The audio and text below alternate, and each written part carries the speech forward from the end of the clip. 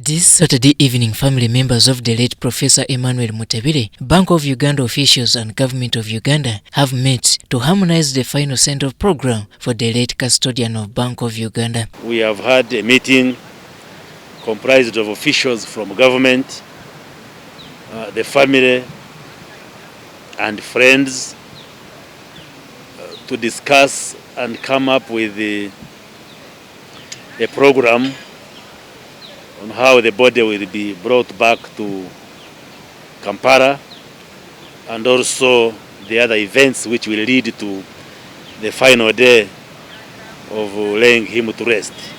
Kigezi Sub-Region community representatives and Government Chief Whip Thomas Tayebwa, State Minister for Trade and Industry David Bahati, former Premier Dr. Ruhakana Rugunda, among others, attended the meeting chaired by Minister of Information and National Guidance Dr. Chris Baryomos on behalf of Prime Minister. The body of Professor Emmanuel Tumusiime Mutebile is still lying in Nairobi, and it is expected to arrive on Tuesday or Wednesday morning, but Tuesday, the 30th date, when we expect the body to arrive in Kampala.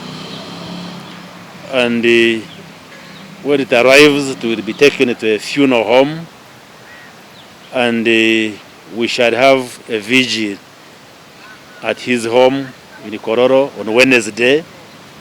Upon his body's return from Nairobi, Dr. Chris Baryomos shares parts of the tentative send-off program for Mutebile. And on Thursday, in the morning, we are yet to confirm with the leadership of Parliament, but we shall have a parliamentary session at 10 a.m. to pay tribute to the departed governor of Bank of Uganda, and we shall have an official service in Kororo on Friday,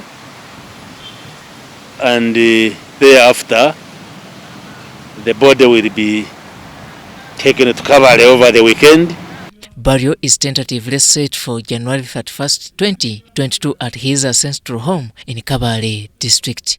And tentatively, we have agreed with the family that burial shall be on Monday at the Rugarama Church of Uganda Cathedral in Kabale, and after the service we shall lay him to rest in his home in Kabale.